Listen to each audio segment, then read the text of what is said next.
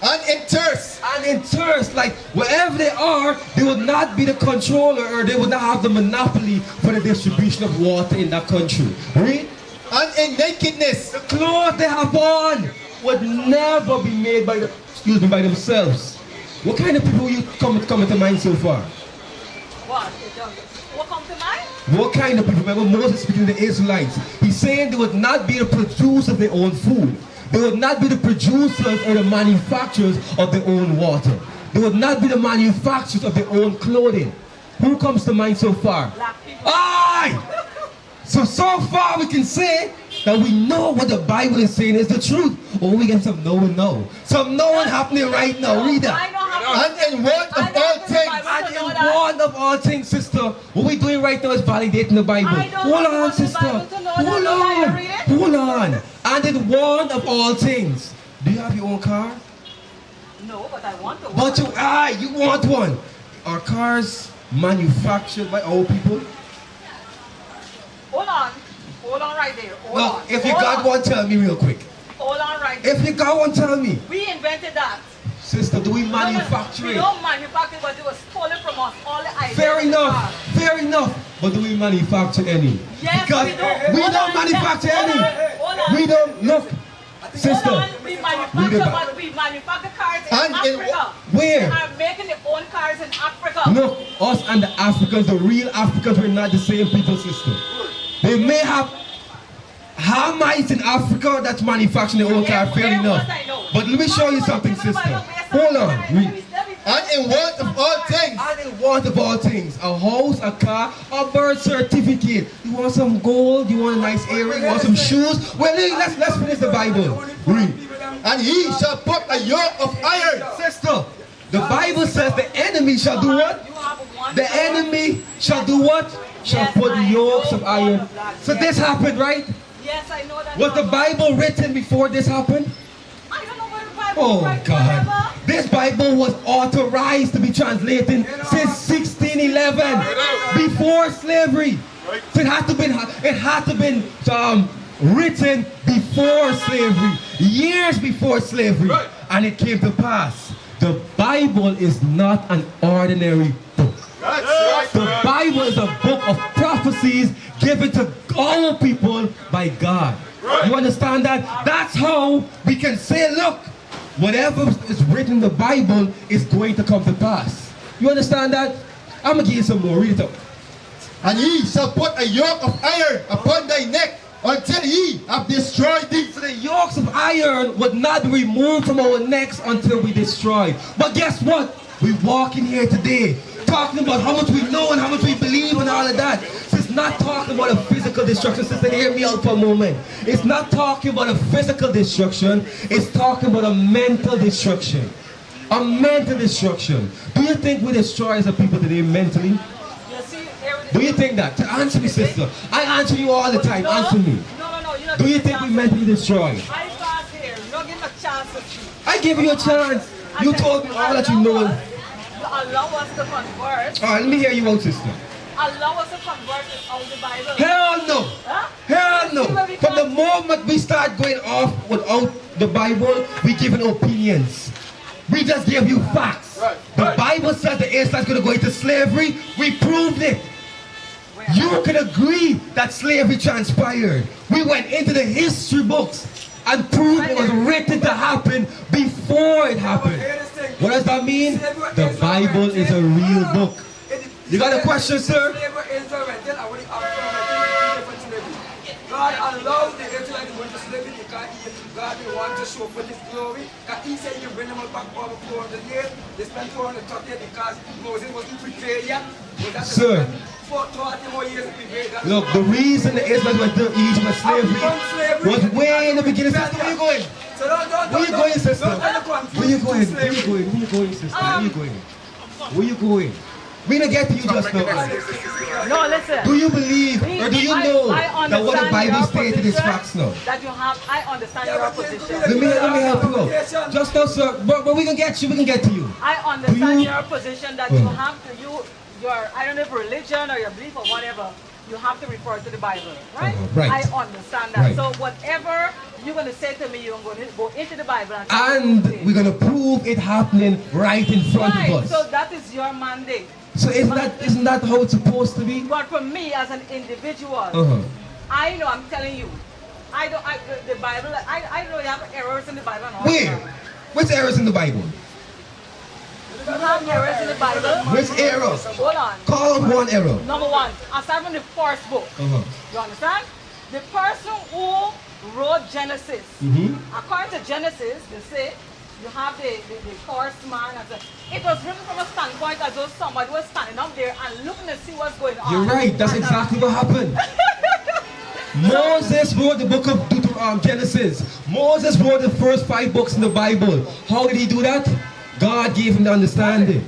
God showed him what happened in the beginning. So the Bible, the book of Genesis, is not always straightforward. It has a lot of parables in it.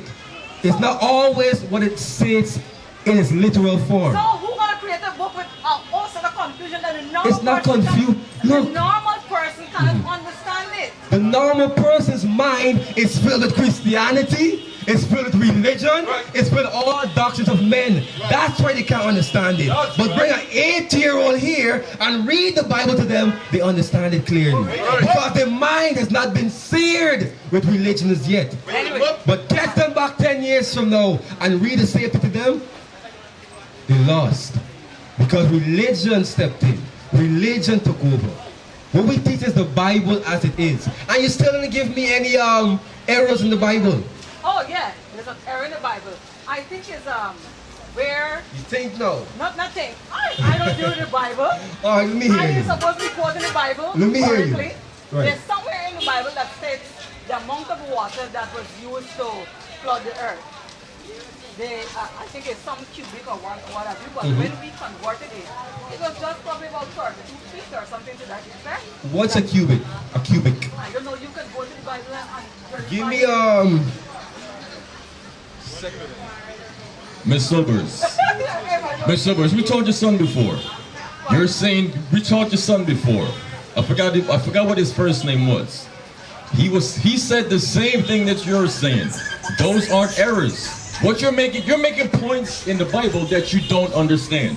We understand it, yes. The Bible did say, it said 15 cubits above the mountains did the water reach, right? We understand a cubit in our time period is from your fingertips to your elbow, right? So 15 cubits would not cover the mountains. So that's something that you don't understand. That's not an error. And before you go, get Song of Solomon 1 verses 1. Just to show you something that's in the Bible. Have you ever read the Bible? Ask your son this same question. Have you read the entire Bible? So sis, you can't make those statements. You cannot make statements and say that the Bible is not real if you haven't read it. I'll give the same example. Let me finish my point. I'll make the same point that I told your son. I cannot say, you know what? Burger King's food is salty. When I've never had Burger King. You feel where I'm coming from, right? So for you to now say that, you know what? The Bible is this, the Bible is that, you know this, you don't know this, and the Bible is error in it, and you never read it. You see that there's a disconnect right there, right? You understand that, right? Yes. So now watch this. The reason we go to the Bible to prove everything that we say is because it is Song of Solomon 1 verses 1. Songs of Solomon, chapter 1, verse 1. The Song of Songs, which is of Solomon. Which is King Solomon. So we understand who King Solomon is, right? Sis, don't say this, I want you to listen. I want you to listen. Just be quiet and listen for a second.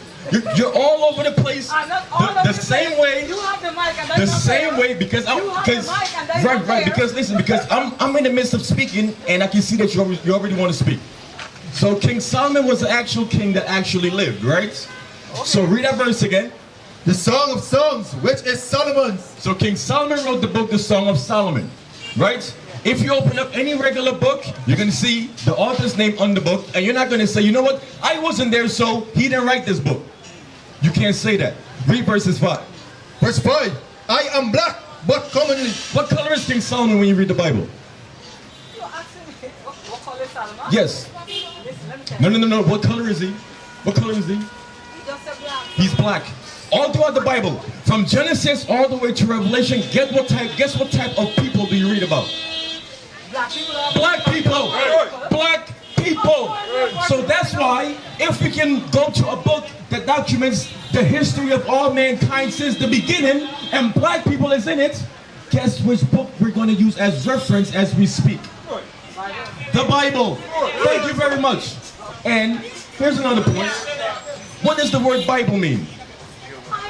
Okay, very good, very good. So now I'll explain it to you. I'll explain it to you. The word Bible comes from the Greek word biblos. That means what?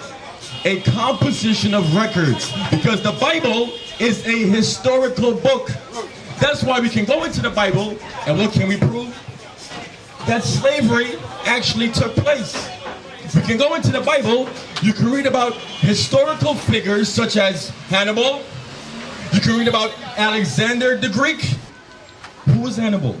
Hannibal was a black general that fought during the Second Punic War. He was a Carthaginian that ruled in northern Africa. All these historical figures that you read about, you can read about them documented in the Bible. So the Bible is a historical book. So when we go to the Bible and prove that we are in the Bible, it's facts. You understand that? Get Job chapter 30 verses 30 now. I'll read one more verse, then I'll allow you to speak. Because I know you want to say something. Job chapter 30 and verses 30. When you read the Bible documents the history of all mankind. But specifically, the Bible deals specifically with one race of people. That race of people is blacks and Amerindians. Right. Who are blacks and Amerindians when you read the Bible? The Israelites. Right. That's who we are. We're not Guyanese, we're not black people, we're not Negroes. The greatest book on the face of the planet is the Bible. In slavery, why didn't the slave master allow the slaves to read the Bible? For you to say, you know what? I don't believe in the Bible, or I don't know the Bible. For you to say that, that's a slave mindset. You know why? Because our forefathers always used the Bible to fight against oppression. If we never had the Bible, we would have never fought to come out of slavery. Ever. What book did Nat Turner use? What book, what? What book did Nat Turner use to motivate the slaves to rebel against the slave master? Did he go to some book that he knew the author of it? No, he did not. He went to the Bible. So now, let me read one verse to you, my sister. Read what you got. Job 30 and verse 30. My skin is black upon me. What does Job look like when you read the Bible? Job is black. Sister Sobers. Sister Sobers. Because I want you to listen. Because everything you're saying, we're proving that it's wrong. And that you don't know it. So what you need to do... Hold on. What you need to do is just listen, sis. I want you to just listen. Right. So what does Job look like? Job is black in the Bible. So once again, the Bible documents black people. You know why a lot about people stray away from the Bible? Because of religion. Christianity has taught us that black people ain't no good. That the black skin, your woolly textured hair is not beautiful. So as our people grow up in the Christian church, they don't see themselves, so you know what they do? They leave. And then they despise the Bible. I agree with you. You agree with that, right? In other words, what are we saying? The Bible was used as a tool to misguide and destroy the minds of our people. So we can't say that, you know what? We can't go to the Bible. Because we already look at it in a historical aspect of it, that black people is in the Bible. We've just been taught lies, and the slaves used the Bible to motivate other slaves to rebel against the slavery. So we need the Bible. We always need the Bible. We used to scream black power while heroin was pushed. But at the end of the day, nothing's in vain. IUIC has been given a vision. The tents of Judah has risen. Many has attempted the mission, minor murmuring, omitting, and missing the mark. Just reading that he had the flame of fire in his eyes gave us the spark. We on Paul's mission. We out on the road, purple and gold, from Mexico, Cuba, Haiti, Ghana, Sierra Leone. 144,000 boots banging, concrete crackling. These how when men repented at heart. The scriptures is proof. IUIC, we deliver the truth.